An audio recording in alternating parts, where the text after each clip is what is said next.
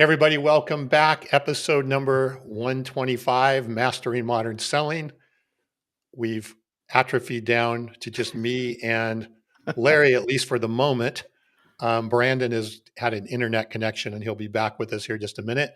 But Larry, this gives us a chance to talk about Brandon and kind of Of throw rocks course. at him before he gets here. So, Well, since okay, Tom, since he was taking pot shots at me, now Brandon's not on. We could take pot shots at Brandon. that's right. That's right. That's what this show episode is pot shots about Brandon. That's our topic for today. So we'll probably get the most comments we've ever had. Um, anyway, we digress. So, hey, Larry, welcome back. I think this is your third time now with us here on Mastering Modern Selling. So, welcome back. Always great to have you here. No, it's a pleasure. Was that third time's a charm or three strikes and you're out? I don't That's know. right. It's one of I know. those two. That's right. Well, we'll see. We'll see how it goes. We'll see how it goes. So, hey, Larry, there's a lot of things, we've touched on previous times we've talked and so forth about just the selling from the heart philosophy. But in case there's somebody out there listening that doesn't know who you are, which I can't believe, but it's That possible. it's Um, possible. it's a rare. Tell us a little bit about you selling from the heart, and then we'll jump into it. Oh no, thanks, and I appreciate. We're gonna have a great time, by the way. Everybody today. We're not a loss for words when we all get together, but my name's Larry Levine. I started this whole journey multiple decades ago. I spent 30 years in the office technology space. So I parlayed all of my knowledge around selling copiers in a highly transactional way, highly dysfunctional environments. But I grew my dealerships doing something that was really different. And that was just being my authentic, genuine self, realizing that the stronger the relationships I built, the better the experience I put forth, this all equated to increased revenue and profits. So as I exited the channel, I had to figure out what to do with myself and flip the switch and started coaching and training salespeople in the office technology space on how I grew my copier dealerships. Well, I soon realized a prophet's not welcome in their own backyard and said, you know what? I convinced Daryl, Amy, who's my podcast partner, I said, we got to start a podcast. That was 8 years ago. Oh wow! And the podcast, I said, hey, we'll start this. This is a way for us to jump the fence. And he goes, I'll only do this under one condition. You come up with a really cool name. That's really how Selling from the Heart started. It was on a podcast, and I convinced Daryl to start this podcast. So 8 years now, we've been going strong with Selling from the Heart. The book came out shortly thereafter. Had no idea that it would turn into a book or turn into a business, turn into a movement. We've done some really great, cool things. We wear our hearts on our sleeves. We're bringing things to the forefront that I think need to be brought to the forefront, which is then just recently, I just launched my second book, Selling in a Post-Stress World. So that's the Reader's Digest version, but we're all about bringing authenticity and trust to the forefront and really how you create this to turn this into increased revenue, profits, and sustainability. I didn't realize that the podcast is what kicked all of this off. Yeah. And 8 years ago, man, that's like people were listening to iPods then. I mean, that was you had to have been one of the earliest podcasters out there before it was a thing to do. Podcasting was out there, but I'm telling you, everyone right now, don't go listen to our first couple podcasts because they were. I'm telling you something, they're really bad. But however, we practiced, we became intentional about, it, and it's turned into something really special. Yeah, that's amazing. How many episodes now? Oh heck, dude, I don't know. 2017 to now, 8 years ago, every week. Yeah. Do the math. Yeah, it's gotta be over 1,000, right? You gotta be well over Well, no, I figure if or there's, yeah, I guess 400, 500, yeah. 4 or yeah, 5. we're well past 400 Okay. episodes. All right. Well, we're at 125. We're rapidly catching up. So,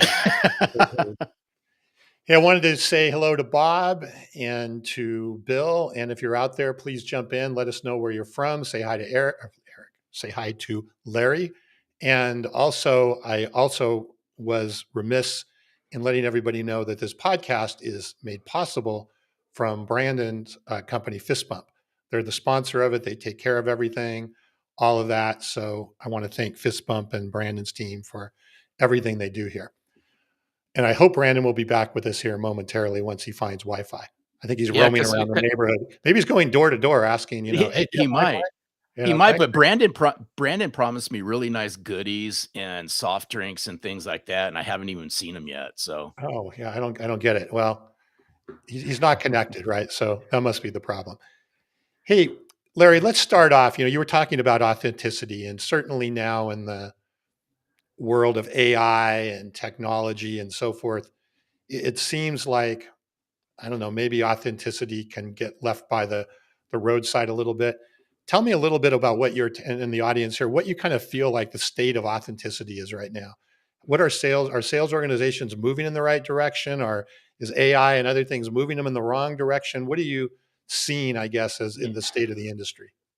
Here's what's interesting. I'm just going to just level set on a couple things. I'm not an AI expert. I don't even really dabble that much in it. Yeah, I mean, we dabble in it. I don't read a lot about AI. Call me old fashioned, right? I've been called worse. I'm just an old fashioned guy. I understand technology. I support it. I know what AI is. I know how to integrate it to a certain degree. But what I hold myself true to is I'm not going to get lost in it. And I think there's a lot of people out there that get lost in AI, and I think when you get lost in AI, you get lost in yourself.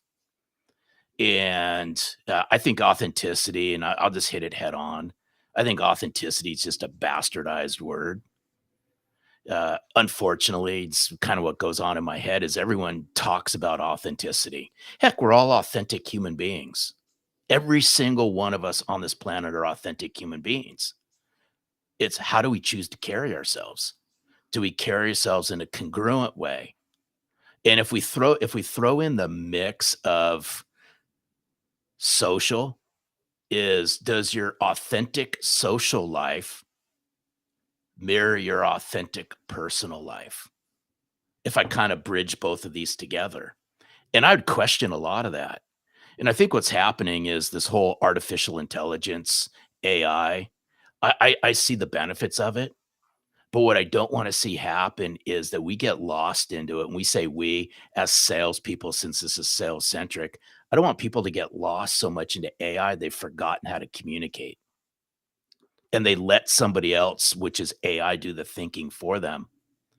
AI can, seed your thinking, stop right there, and then kick your brain into overdrive to think through it. But it's just, I've always said this, and I always say that technology has sometimes made salespeople, sales leaders conversationally incompetent. Meaning, when you lean into technology so much, you've forgotten how to actually have a competent conversation. What I don't want to see happen is people lean so much into AI that they've become conversationally incompetent or it's stunted their growth, if you get what I'm saying. Yeah, totally. I think there's a Harvard Business Review article that just recently came out. It was either Forbes or Harvest HBR, I can't remember.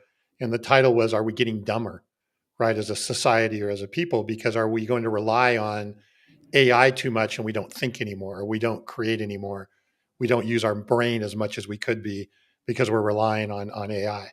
And we certainly, I think, see this in the world of sales, right? Oh, I'll just have AI create an email, or I'll have AI create my sales script or whatever the case may be. And we maybe lose some of that things that make us, I guess, special from a sales perspective. Well, let's just think what happens to, since I just brought the word think, what happens to the thinking part of our brain when somebody else is doing the thinking for us? Yeah. There's there's a reason why I read every day. There's a reason why I learn something new every day. It's to keep my brain fresh all the time. Hmm. And I just want to set the stage on this. I am not poo-pooing AI, and this isn't the point behind this conversation. I mean, we use it inside selling from the heart. And I see Chris Decker on here. Special shout out to Chris Decker, so he knows where I'm going with this. But but it doesn't do our thinking for us. And that's what I want people to really just like grasp is we can use all of this, but let's keep our thinking fresh. Let's keep our conversations fresh. Let's leverage this to help us have better conversations, not replace our conversations.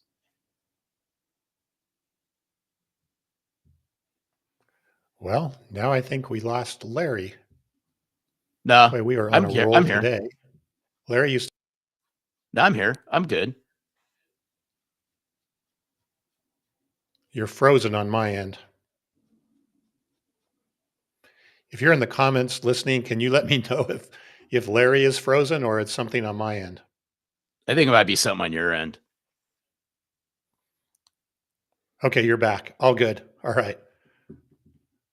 Hey, this is all good. This is real life stuff. We're having technical difficulties, This is an authentic podcast. That's all hey, I can no, say. no, this is an artificial Tom Burton. This is the Yeah. real Tom Burton. So the show must go on. So I don't know. I just got a message from Brandon. I don't know if I just saying that the whole internet without. So I don't know what his plan is, but let me check. All right. Moving ahead. So I want to unpack a little bit more, and I want to hit actually Bob's comment or question here first. It's a little bit off of what we were talking about, but he's talking about, people being anonymous on social media and maybe not, necessarily having an alternate personality or so forth. And then that can cause people to be inauthentic as well. I don't want to necessarily touch on that or go into detail on that right now, but I wanted to see, you said, Larry, a second ago, right? Everyone says they're authentic, right? Oh, we're all authentic. But what does that really mean? And what does that mean from a sales perspective and from a selling perspective? What does it really mean to be authentic and not just be a word that we say, as a trite way of labeling something? No, I hear where you're going, and I do want to hit on what Bob said because I mean, social's woven into a vast majority of selling these days, and to me, it's all about being congruent. And I'm going, does the walk match the talk? And for those that know me, you know me, Tom. I recognize some people that are in the comments. You get what you get with me. What I share on social is no different than what I would say right to your face. It's no different than how I would communicate. And I'm comfortable enough in my own skin because I figured out who I am because I do the work on me. And when I always say, when I hear some people say, hey, I'm being my authentic self, I don't publicly say anything other than what silently goes on in my head is, are you really being your authentic self? And silently, I'm going to say, I would question that one. And again, I'm not here to poo-pooey what people are. People can use social however they want to use social. Really doesn't bother me because I know how I use it. That's what matters most. But Tom can use it however Tom wants to do it. Bill can use it however Bill wants to use it. Bob can use it for however Bob wants to use it. I really don't care. It's just that when you put something out there, you better be able to back it up. In other words, just don't play some role on social, but actually live it, breathe it, because people will sniff it out pretty darn fast. I don't think Yeah. you know what? I see what Bob put in there. I don't know if authenticity means being a chameleon. I don't feel like I'm being a chameleon. I know who my authentic self is. I know I'm a deeply caring, genuine, real, relatable guy. I'm heartfelt. I care. I'm compassionate. I'm like that on social. I'm like that face to face. And I don't know if the right word's chameleon or not, but I don't have to worry about trying to pretend to be somebody I'm not, and I don't have to change the color of my skin to do that. I always say you just get what you get with me. And I don't know if that answers Bob's question or not, but I don't feel like I'm being a chameleon. Yeah, I think being a chameleon would mean sort of changing colors. And I would think from an authentic perspective, you would be really not changing colors regardless of the situation that you're in. Right. Yeah, and that's no, it's all good. Oh, Don't worry he about it, Bob. meant inauthentic mean being a chameleon. Well, we unpacked it completely the other way, Bob. So But I think here's the issue, and we're just getting the social thing out there, is I believe again, my beliefs on this, people say things on social they probably would not say face to face because hmm, it's easier to hide behind a keyboard and it's easier to carry on this persona than it is to be your real genuine self, which only wreaks havoc on you later on. Because sooner or later you're going to get called out on the carpet. Sooner or later, right. We all know something's going to hit the fan with all of this. But being on, it's all good. Brandon won't be able to join us. That's good. It'd just All be right. we're gonna have a role, we're gonna have a great That's conversation right. That's right. nevertheless. But, you know, authenticity I always say this, right? If you want to improve, you gotta practice. Authenticity does require practice. We're all authentic human beings, like I said. I don't have a PhD in any of this. I'm not a psychologist in any of this. This is just living this through a practitioner's point of view, now since the 80s selling. But authenticity requires practice, it requires intentionality, it requires doing some work. And you can't just say, "Hey, I'm being my authentic self," which kind of rolls off the top of most people's mouths. So let's kind of take that down a road a bit, right? I mean, you work with many different sales organizations in all kinds of different industries.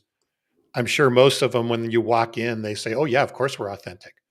But then when you get there and you kind of unpack what's actually there, where do you see the gap, I guess? And then what do you? There's two questions here.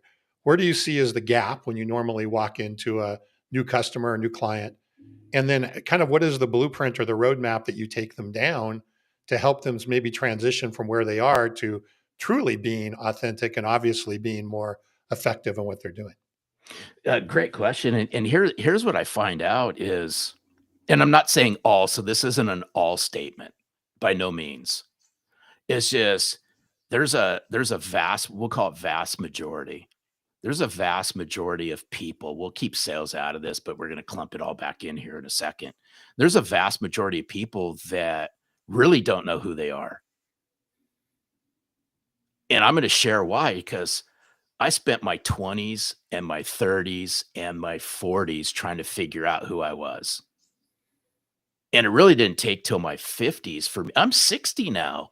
And it took me till the decade of my 50s to really unpack who I really am. What makes me tick? What lights my fire? What am I passionate about? And if we then roll this into sales, most salespeople are chasing extrinsic things. What I want salespeople and sales leaders and executives and presidents of companies to really unpack is, in order to bring your authentic self to the forefront, you got to chase the intrinsic things. That's opening up the cupboard. We'll use kitchen analogy. You got to be willing to open up the kitchen cupboard of who you are, which is scary stuff. Bill McCormick, you're older than me. Stop it. So you got to be willing to open up the cupboard of who you are to look inside of who you are. And I've done some pretty deep heart work, and heart work is hard work. That's why I can look you in the eye, and I can look anybody in the eye and say, "You get what you get with me." The reason being, I've done the work.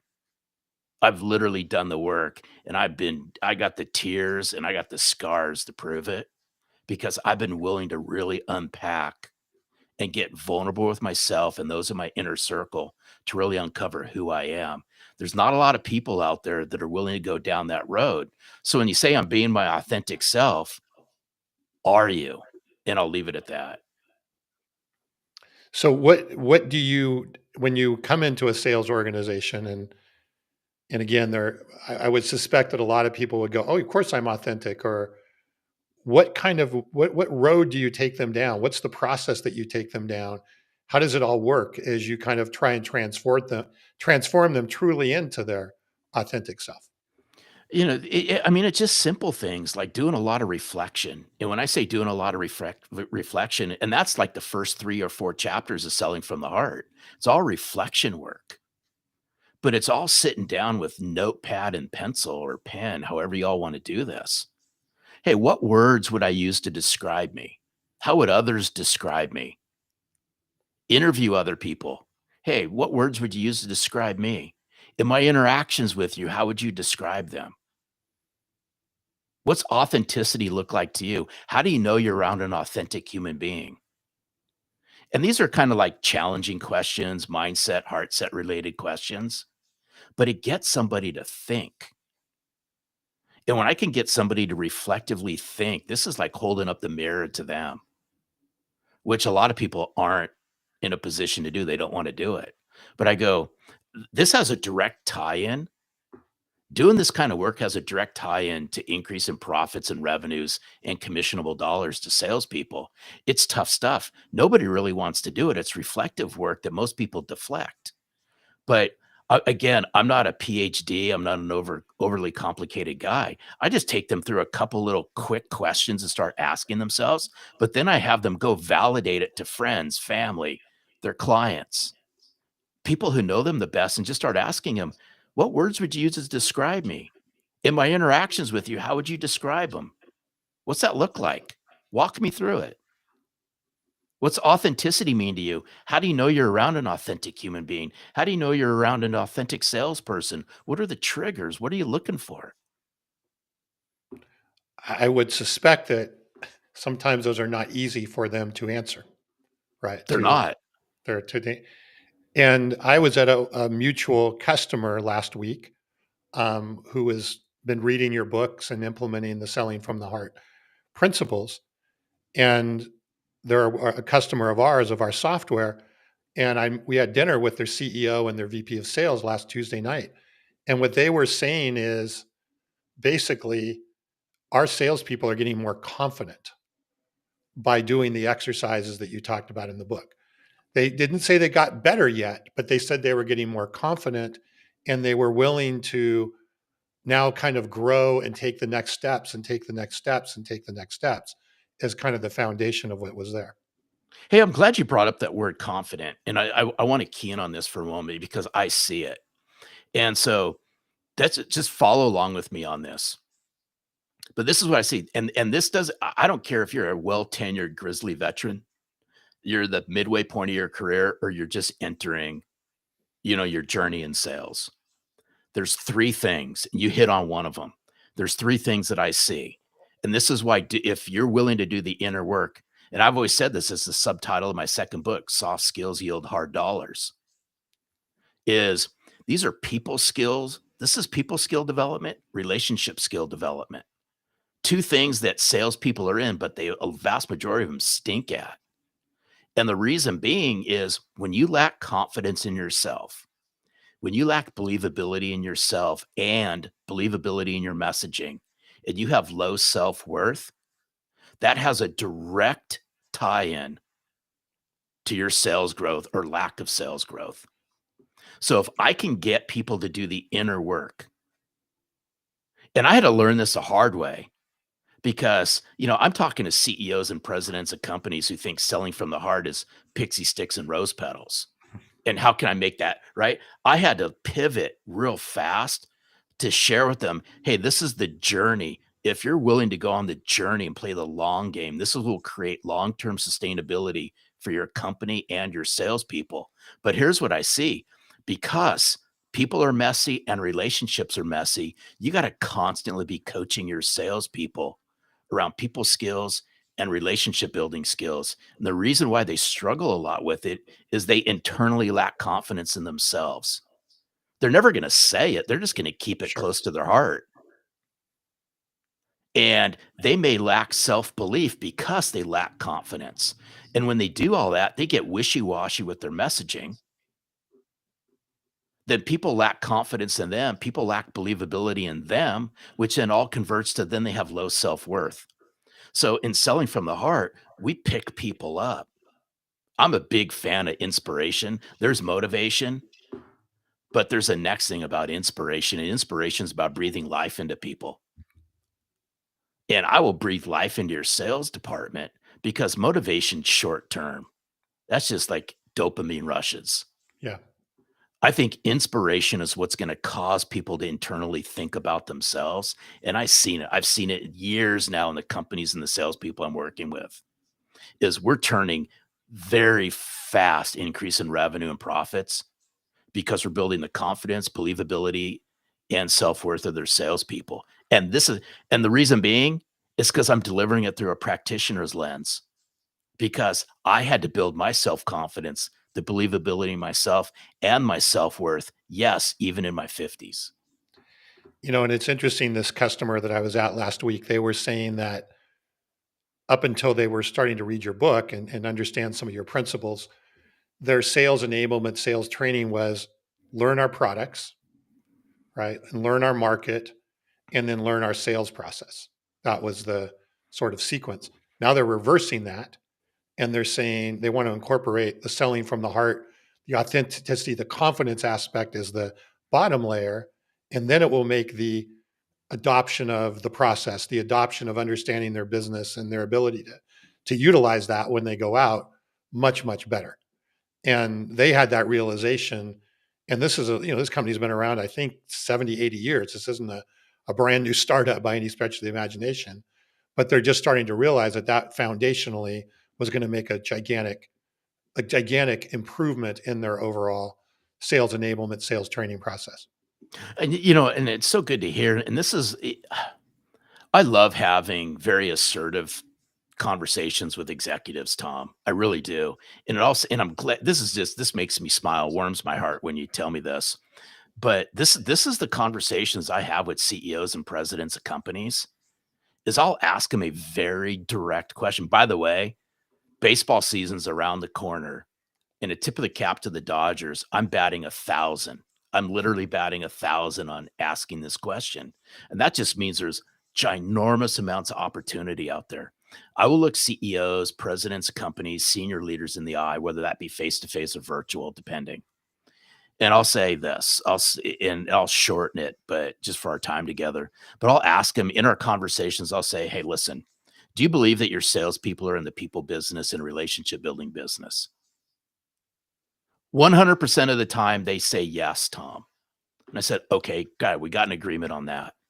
Here's my question. With trust and credibility being at anemically low levels, how are you coaching, nurturing, and guiding your salespeople to build trust and credibility in a world that doesn't think salespeople are trustworthy, nor do they think they're credible? But you agreed you're in the people business and relationship building business, upon which I hear crickets.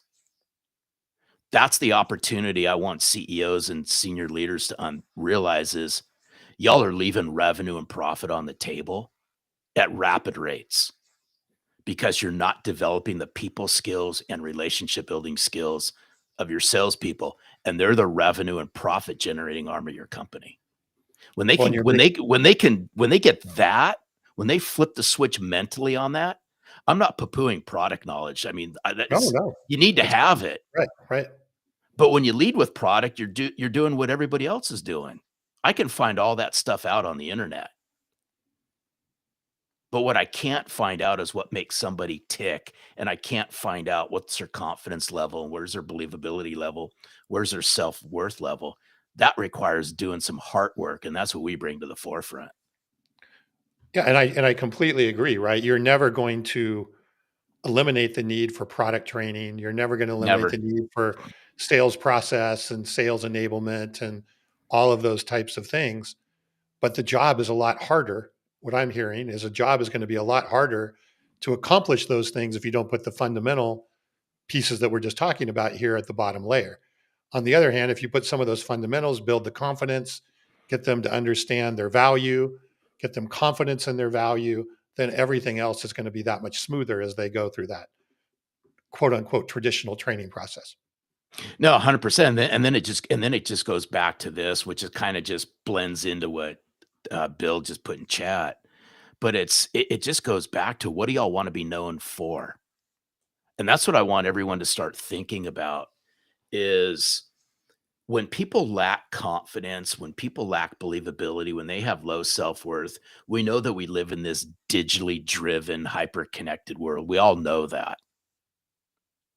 And people, again, my phraseology, my viewpoints on all of this, but I really believe people are trying to poke holes in why they shouldn't have a conversation with you and why they shouldn't do business with you, as opposed to why they should do business with you. Mhm. And it all goes back to salespeople, sales leaders. We have trained our salespeople in old ways of doing business. Well, things have changed.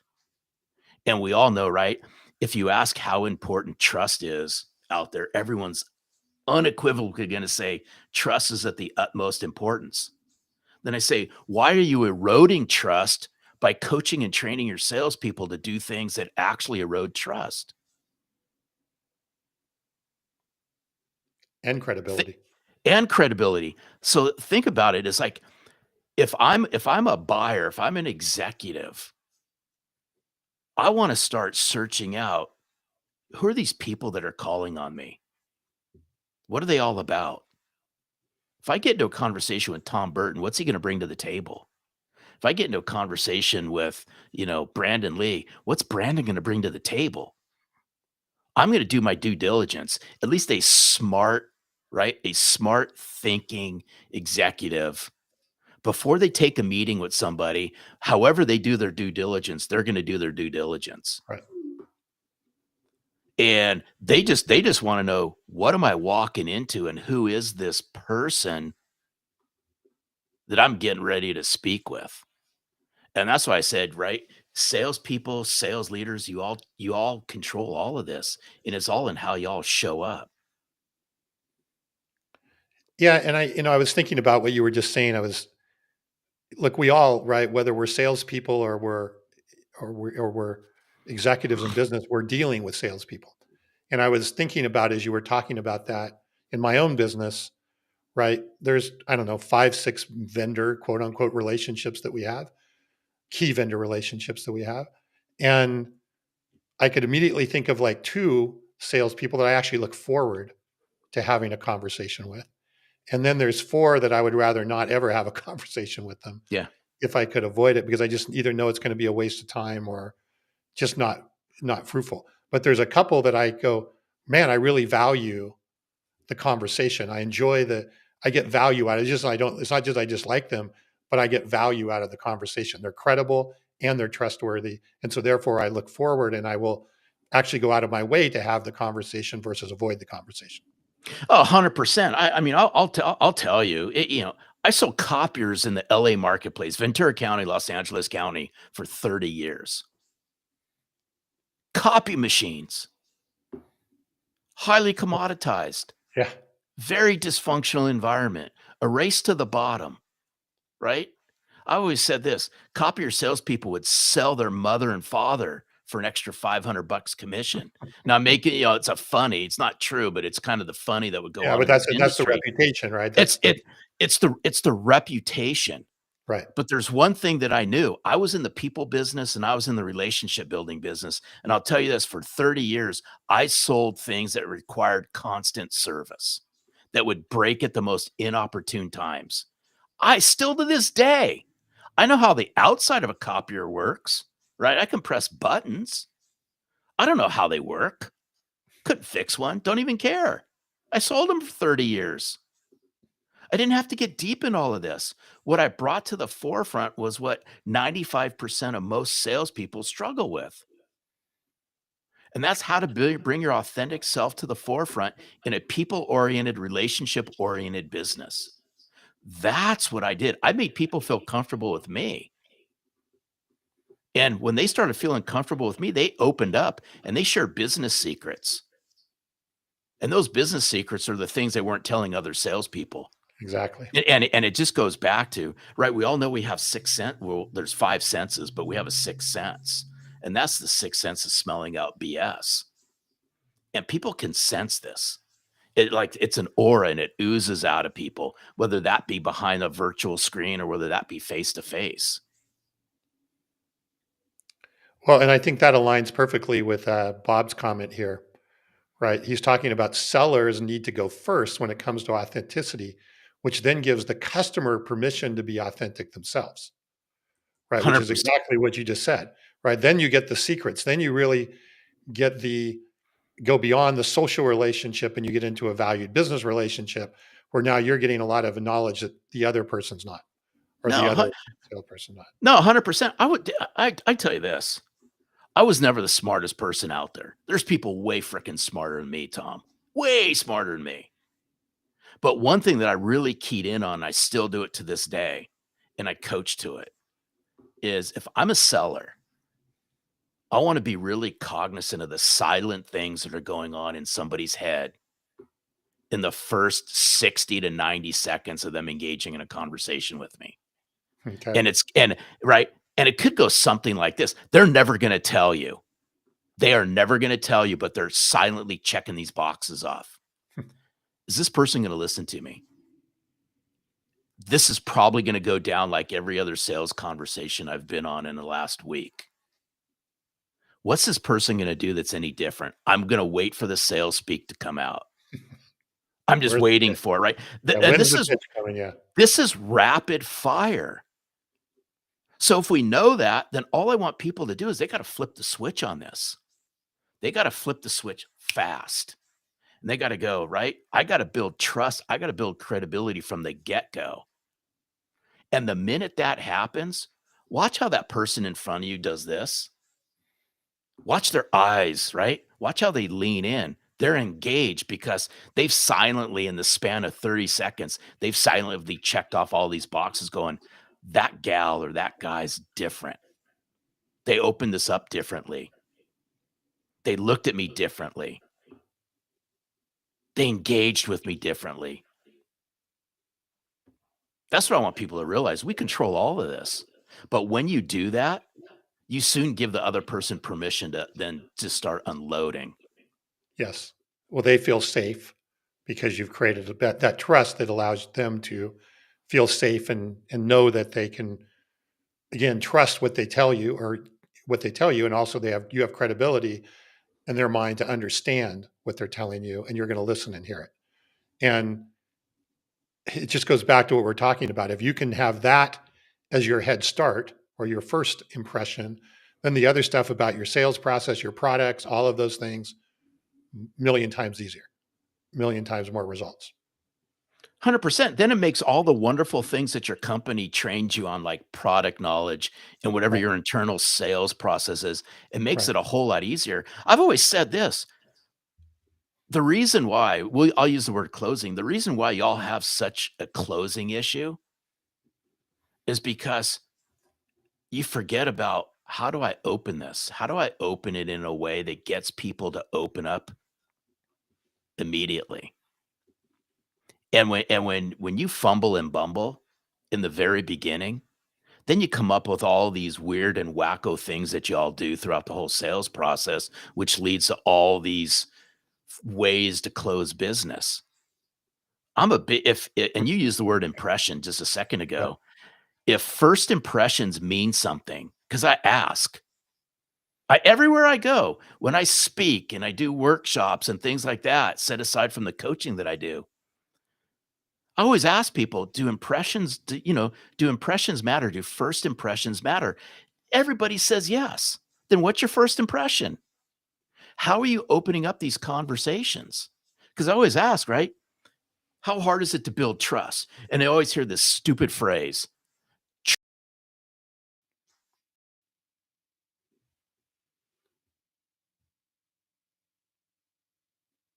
trust time to build immediately, and it's on first impressions. How are you opening up these conversations? What's the first 3, 4, 5 minutes of a conversation sound like? Now, if you're not engaged in any of those, then I can go back to, what are you saying online? How are you positioning yourself online? What types of messages are you leaving people in their voicemail? All of this plays a part in all of this. But yet, we're trying to coach and train salespeople on all these wacky, right, permission based openers and pattern interrupts and all of this that wouldn't work on them, but we're coaching and training salespeople on some pretty wacky stuff. Really wacky stuff. Scares the crap out of me. Yeah. I was doing a seminar last year with a customer on some sales techniques, and one of the customers or one of the people in the audience, she kind of popped up. She's like, "Oh my God." She goes, "I would never want to buy from me the way I sell." That was her realization. In Yeah. other words, the way she sold, she would never buy from and she would avoid it. And and it was like, the world, the lights came on, the angels flew. I mean, it was a huge, huge realization that she had, and it completely changed how she looked at everything she did going forward from there. Oh, And 100%. So this was like, oh my gosh. Can I tell you a funny story? This is real sure. world. This is a funny story. This has happened 3 weeks ago. So I was on the road for a whole week, and it was the last leg of a 7, 8 day road trip. And I was with a group the last day I was there. I was with, I was with ownership in the beginning, and then the next day I'm just with salespeople, like salespeople, sales leaders, some ops people were in here. And I said, and there's probably 85, 90 people in the room. And I asked this question, Tom, totally hilarious. I said, right, we're going to be open. We're going to be transparent. That's how we learn. We're all in amongst friends. So let's check egos out at the door. Don't make any crap up. Let's just have some fun with this. But this is going to be a learning opportunity. I said, here's the question. I want to know right now what the first 3 minutes of your conversation sounds like. When you walk in someone's office and you sit down, and after the normalities, I want to know the first 90 seconds, the first 3 minutes, what comes out of your mouth. Literally, what comes out of your mouth. And then I didn't say anything. Tom, there was dog dead silence for a while. And I said, I'm telling you something. I'm not saying a word until somebody opens their mouth. Somebody go first. Somebody's got to go first on this. And then so somebody raised their hand and they're mumbling and bumbling, right? People were laughing and all that as expected. And I said, okay, thanks, so and so. I appreciate you stepping up to the plate. Now somebody else go. And they're fumbling. Hey, I'd say this. And I said, folks, listen. If you're fumbling and bumbling in here, it's safe to say you're fumbling and bumbling out there. And if those first 90 seconds to 3 minutes are all about you, your company, hey, Tom, it's a pleasure to meet you today. Let me tell you a little bit about myself and all of that. You're going to get somebody who's polite, who's going to shake their head like you are. Yep. They're hearing you, but after that, they're really not going to listen to you. And then you wonder why they go, oh, okay. After 20 minutes, they politely check out and then they ghost you. I don't think we're doing enough as executives to coach and train salespeople on the human skills, people skills, relationship building skills. We just take it for granted. And I will tell you this, a lot of people stink at it. A lot, Well, but even the most tenured of tenured stink at it, and they just mask it. what an easy exercise what you just described, right? If I'm a executive or a sales coach in a business, do exactly what you just said.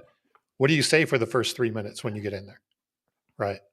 And see what happens, and then it can even just be something you work on every week, right? Ask that same question, Monday, this Monday, next Monday, or whatever.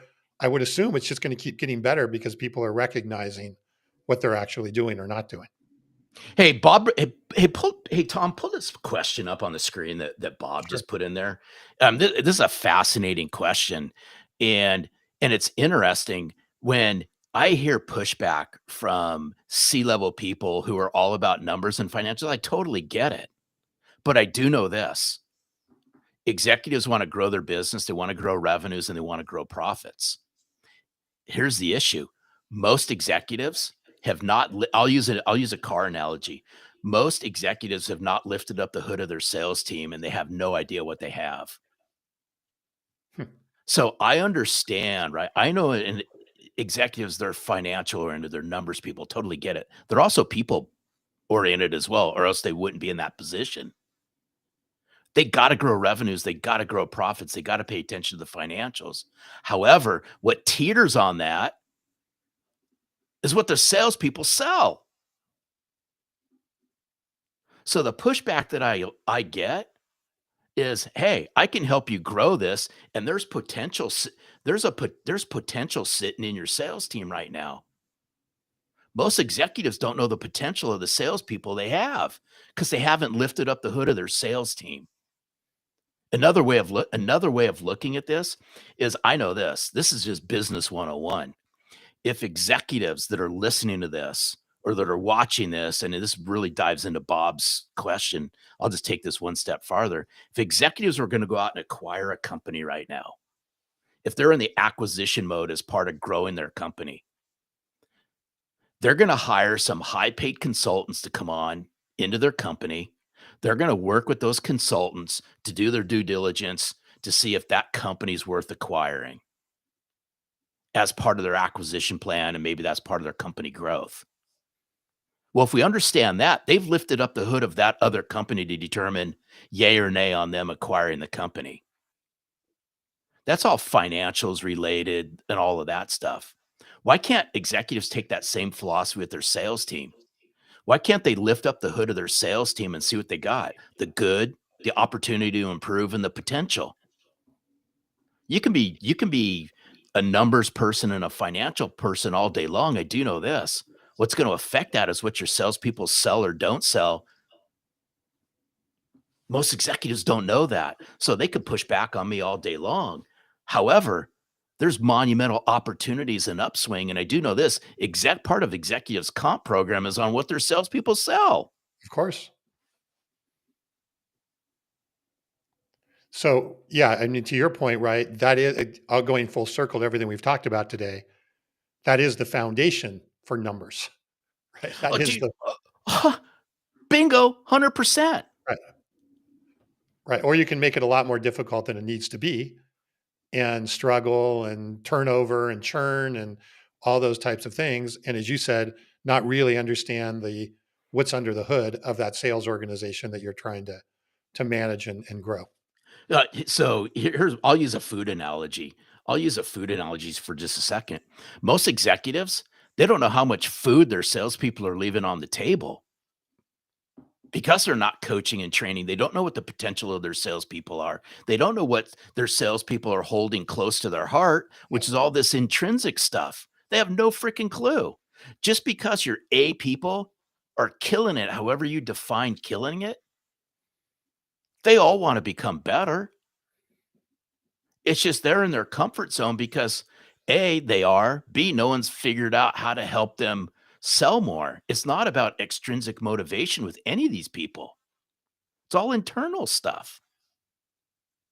That's Yeah, what's you going to hear drive profits and revenue. well, and you hear this a lot. I hear this a lot even from our customers is they feel like they're walking by more business than they're actually selling, right? They're with their customers. And especially because there's customers buy lots of different products, lots of different divisions and so forth. And they just feel like their sales team's walking by more business than they're actually getting in that company when they're there. And I think that ties into exactly what you were saying. Yeah, it's interesting because when I hear that, the first thing I would say is why? Why is Yeah. that happening? Right.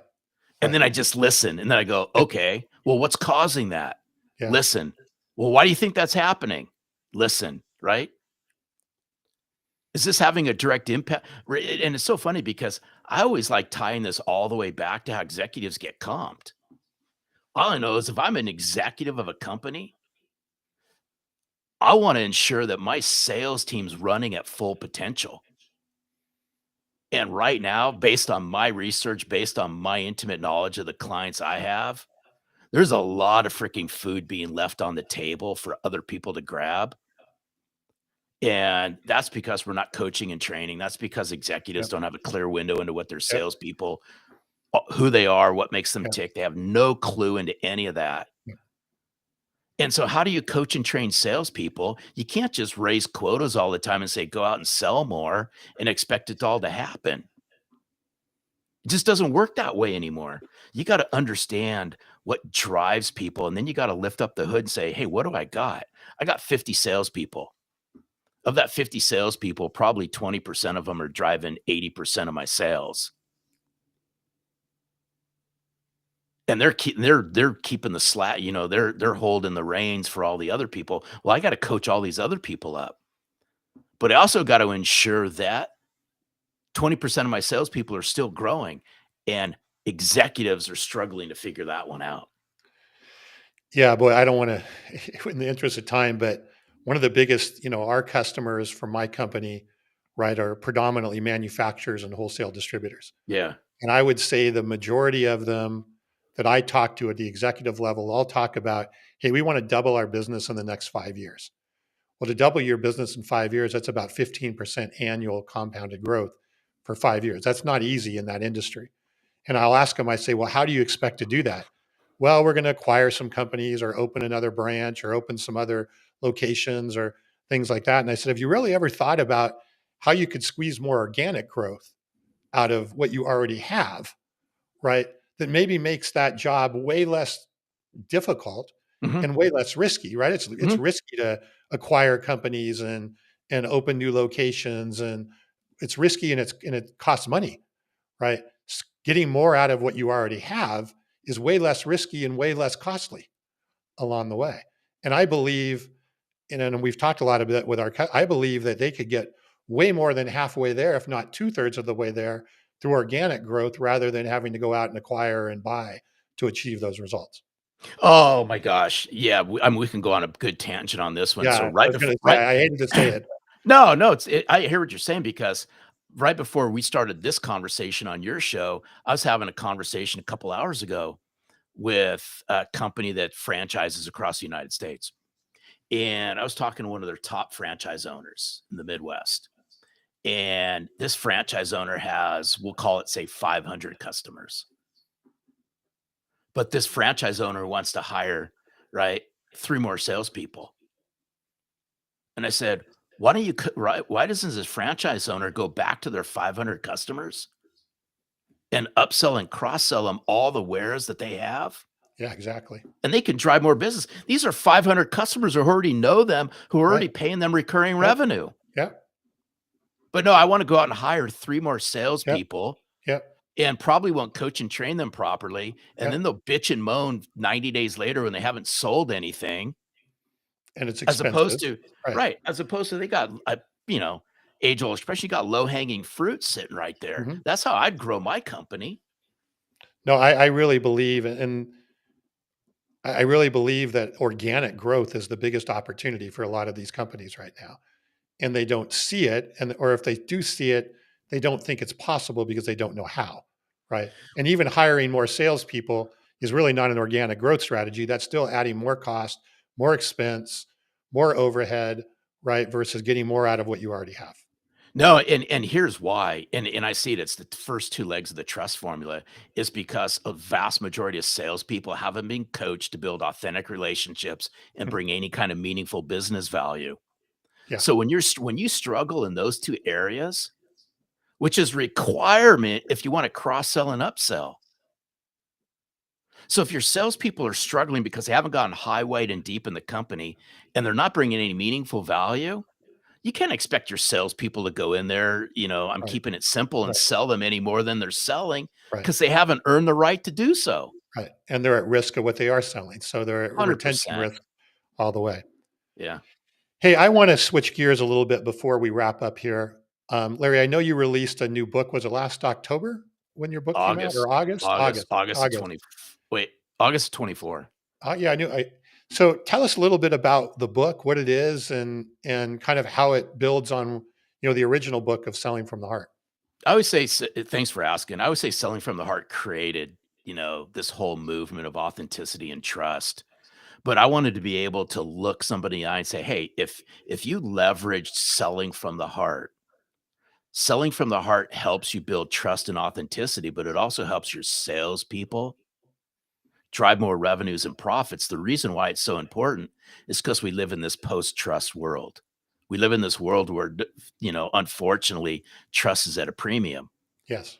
That was the whole ignition and the spark behind me writing my second book, which is Selling in a Post-Trust World. And the subtitles, right, discover the soft skills that yield hard dollars. And I introduce everyone into the trust formula. And I will tell you this, the trust formula will transform your personal life. It'll transform your sales career. And it's around 4 foundational pillars. And this is what I coach sales teams to right now with ginormous amounts of success is how to go high, wide, and deep in their companies, how to authentically build relationships, how to bring meaningful value. So it's authentic relationships and meaningful value. And then it's how to bring an inspirational experience and then get really disciplined with your habits. And I weave this whole book into how you prospect, how you manage your clients, and throughout the whole sales process. And the clients that we have are seeing monumental levels of growth in those 4 areas. And those are and I keep it simple. I'm not an overcomplicated guy. I don't complicate anything. We get really granular on those 4 pillars of building trust, authentic relationships, meaningful business value, which in highly relational worlds, people struggle with meaningful business value because they lean into the likability and friendship factor to sell, Yep. Yep. which they get caught in the friend zone. When you get caught in the friend zone, we know what happens. And so those two things drive business growth is authentic relationships and meaningful value. What drives profit is inspirational experiences. And I learned that a long time ago in the copier world because I was petrified to put profit in deals because I came out of an environment that was so price conscious because that's just how we were trained. But I knew that in order to break the mold, I had to change the experience. It's not just a customer experience, it's an inspirational experience. Because to inspire means to breathe life into somebody. So if I can breathe life into my clients and give them an experience on an ongoing, consistent, disciplined manner, that ties to profit. I've proved that out already. So And then you just got to become disciplined with it. what I'm hearing you say is by incorporating that inspirational experience, you can get out of becoming the race to the bottom on price. And you're no longer going to be judged on price, which allows you to sell more profitably, higher margins, all of that stuff, because the experience is what they're buying versus the commodity, if you will, from what they're 100, buying. 100%. 100%. If all the experiences was exactly the same, we all know what's going to happen. Yep. But salespeople have the ability to control all of this. That's why I said, and this might hurt. Salespeople are responsible for how they show up. It's not your company. It's not your manager. It's not your leader. You are responsible for how you show up.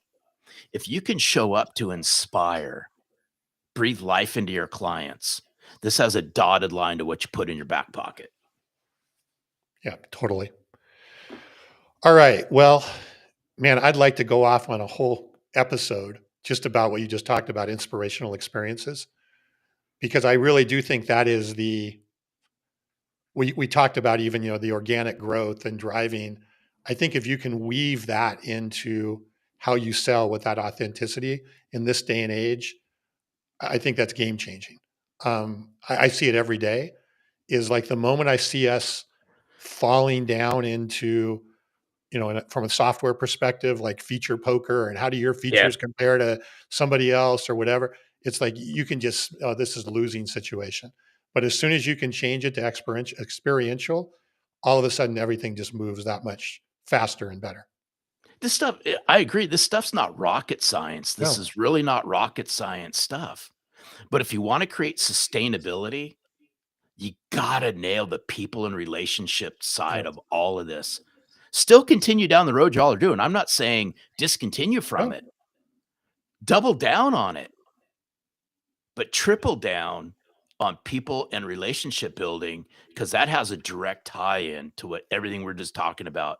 And here's what's interesting, and it's sad, and you can wrap up after this, is it just pisses me off more than anything else when executives raise quotas, expect salespeople to do more year over year. Even when they air quote are killing it, they say, okay, you out and do more. Go out and do 10% more. Go out and do 20% more, whatever that number is. But they're not willing to pour in and invest in their people in a world where people and relationship building skills is what's going to get them to the next level. Just yeah. chaps my hide. So, Larry, hey, if people want to learn more about you, obviously your books I know are on Amazon. If they want to learn more about your company, is it sellingfromtheheart.com or where would be the best place to No, they could reach just out? actually, I wish we could have .com, but somebody's Oh, got .com and won't let it go. okay. So just go to sellingfromtheheart.net. You .net. can Okay. find out I knew anything you that. want to find out about Selling from the Heart. Obviously, Selling from the Heart podcast. We just released a new podcast called Culture from the Heart, which is the evolution of selling from the heart, where we interview CEOs of heart-centered companies who are developing cultures the right way. And if you want little tidbits of information text to you, all you got to do is bust out your smartphone, text the word trust, TRUST to 21,000, and you'll get all kinds of actionable goodies immediately to your phone. Oh, cool. I'm going to do that when we're done here. Right on. All right. Well, once again, Larry, I think you're definitely going to be coming back for a fourth episode here, hopefully before too long. And hopefully I can get our co-hosts back. We can get Carson and Brandon here back. And yeah, I got a message from Brandon. He tried his hotspot. He tried everything. And I guess they're having a thunderstorm there on top of everything else. So That's all somehow, good. now. I enjoyed the conversation, you and I. Next time That's right. We did it. We we'll have did your good. we'll be the four amigos, so that's fine. That's It's right. all good. That's good. So, and thank you for everybody, Bob, and everybody else who commented here, Bill, everything like that. We will be back next week. And again, thanks again, Larry, and thank